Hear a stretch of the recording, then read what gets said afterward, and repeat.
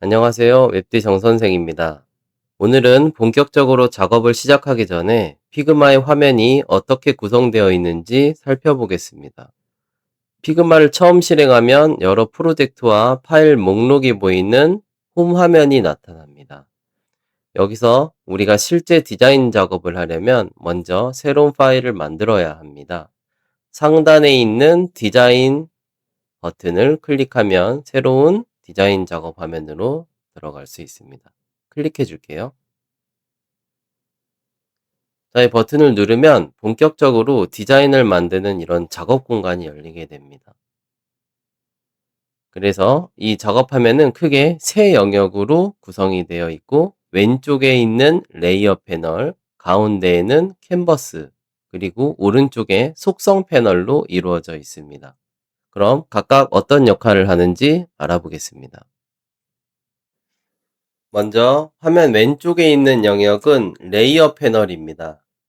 이 레이어 패널에서는 캔버스에 만든 도형이나 텍스트, 이미지 목록들을 확인할 수가 있습니다. 레이어 패널의 이 위쪽 부분을 보면 현재 작업 중인 디자인 시안의 파일명이 표기가 되어 있는데, 클릭한 다음에 여러분들의 프로젝트에 맞게 이름을 수정할 수 있습니다. 메인 화면, 디자인 이런 식으로 수정할 수 있고요. 그 아래 보면 페이지를 추가할 수 있는 영역이 있습니다. 여기 플러스 버튼을 눌러주시면 페이지를 추가를 해줄 수가 있어요. 그래서 1페이지, 페이지 이렇게 해서 여기는 와이어 프레임, 2페이지, 2페이지는 컴포넌트, 그다음에 3페이지, 3페이지는 디자인, 시안, 이렇게 단계별로 작업을 나누어서 관리를 할 수가 있습니다. 그리고 이번엔 이 아래에 있는 이 레이어 패널을 확인해 보도록 할게요. 이 레이어 패널은 현재 작업 중인 디자인의 구성 요소들을 정리해서 보여주는 공간이라고 생각하시면 됩니다. 보시면은 여기에 가운데 부분에 도형 툴이 있어요. 여기 직사각형 한번 눌러볼게요. 그 다음에 여기 캔버스 화면에다 대고 드래그를 해서 사각형을 하나 그려봅니다. 사각형을 그리면 이 왼쪽 레이어에도 보면은 사각형 레이어가 하나 만들어지는 것을 확인할 수 있습니다. 그리고 여기 아래 부분에 이번에는 타원을 한번 그려볼게요. 타원도 클릭을 한 다음에 화면에다 드래그를 하시고 보시면, 드래그를 해서 놓으면, 자, 여기 레이어 창에도 보시면 이렇게 엘립스라고 레이어가 하나 만들어지는 것을 확인할 수가 있습니다.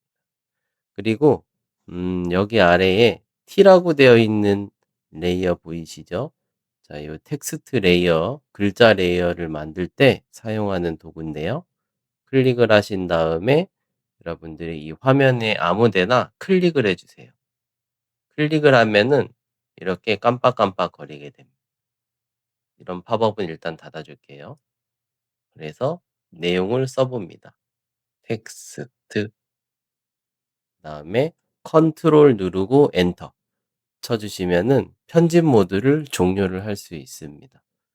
자, 그러면 우리가 텍스트 레이어를 썼을 때 왼쪽에 레이어 창을 보시면은 지금처럼 이렇게 텍스트 레이어도 만들어지는 것을 확인할 수 있습니다. 자, 그리고 이번에는 화면 가운데에 있는 넓은 영역인 캔버스를 보겠습니다. 캔버스는 우리가 실제로 디자인을 만드는 작업 공간이에요. 지금처럼 텍스트나 사각형이나 이런 원 같은 도형을 만들고 여러분들이 배치를 할 수 있는 그런 공간입니다. 자, 여기에서는 단축키를 하나 알고 넘어가야 되는데요. 우선 이 화면을 한번 클릭을 하시고 컨트롤 키를 누른 상태에서 마우스 휠을 위로 굴리면 화면을 확대, 그 다음에 컨트롤 키를 누른 상태에서 마우스 휠을 아래로 굴리면 화면 축소. 이 두 개의 단축키는 무조건 외워두셔야 되고요. 그 다음에 스페이스 바를 누른 상태에서 화면을 드래그를 해서 화면에 이곳 저곳을 확인할 수 있습니다. 이 세 개의 단축키는 앞으로 수업을 따라오실 때 정말 많이 사용하는 단축키이기 때문에 반드시 숙지하시기 바랍니다. 다음, 화면 오른쪽에는 속성 패널이 있습니다. 속성 패널에서는 현재 선택한 요소의 정보를 확인하고 수정할 수 있습니다. 여기서 중요한 거는 현재 선택한 요소예요. 그래서 피그마에서 여러분들이 이 레이어 창에서 항상 무엇을 내가 선택을 했는지를 반드시 확인을 하셔야 됩니다. 그러니까 기본적으로는 캔버스 화면에서 우리가 클릭을 해서 선택을 할 수가 있고, 그 다음에 여러분들의 시야는 캔버스와 동시에 어디를 보셔야 되냐면 항상 레이어를 같이 보셔야 돼요.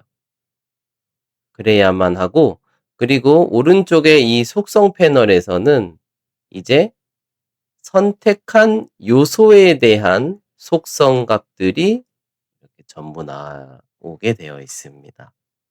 그래서 사각형을 클릭을 해보시면 여기에 채우기라고 되어 있죠. 채우기. 지금 색깔이 회색으로 되어 있는데 이 부분을 한번 클릭해 볼게요. 클릭을 하면 여러분들이 색깔을 바꿔줄 수 있습니다. 이렇게. 자, 이렇게 색깔을 바꿔줄 수가 있고요. 그 다음에 X 누르시면은 이제 색깔을 바꾸는 모드에서 나올 수 있어요. 그 다음에 마찬가지. 내가 여기에 그린 원의 배경색을 바꾸고 싶다. 그러면 원을 클릭하시면 되고, 여기에 채우기 부분을 클릭한 다음에 역시 똑같이 색깔 부분을 클릭해 주시면 됩니다. 그 다음에 X 눌러서 닫기 눌러주시면 되겠습니다. 자, 그리고 여러분들이 여기에 있는 이 텍스트를 한번 클릭을 하면요. 텍스트는 나중에 배우겠지만 지금은 간단하게 한번 보자면 여기에 글씨체, 글씨 굵기, 글씨 크기가 있어요. 만약에 여기 있는 이 글씨 크기를 이렇게 키운다면 64 정도로 키운다면은 이게 글씨가 커지는 것을 확인을 해볼 수가 있습니다. 자, 기본적으로 여러분들이 여기에 있는 이런 요소들을 선택을 하는 행위를 하실 때는 여기에 있는 이 도형을 사용을 합니다. 무브 툴. 여러분들이 그냥 평상시에 이 요소들을 클릭을 하면 자동으로 얘가 선택되어 있는 상태예요. 그래서 여러분들이 선택한 요소가 무엇인지 여기서 뭐 여기에 있는 이 레이어들을 뭐 요소 혹은 레이어라고 부릅니다. 뭐 다른 말로는 또 오브젝트라고 부르기도 해요. 자, 그래서 텍스트, 사각형, 원을 선택을 했을 때마다 어떻게 된다? 속성 패널에 있는 내용은 달라질 수가 있다. 그러니까 우리가 선택을 할 때 기본적으로 레이어 창에서 내가 무엇을 선택했는지를 반드시 항상 확인을 하는 습관이 꼭 필요합니다. 자, 그리고 마지막으로 우리가 다시 레이어 패널을 한번 볼 건데요. 지금 여기에 아래에 이 이동 툴이 있어요. 이동 툴이 이제 기본적으로 선택이 되어 있는 상태인데요. 자, 이 이동 툴이 선택되어 있는 상태에서 여러분들은 이 요소를 선택할 수 있고, 그다음에 드래그를 하면 이 요소를 움직여 줄 수 있습니다. 자, 그래서 이 요소들을 한번 가운데로 뭉쳐 볼까요?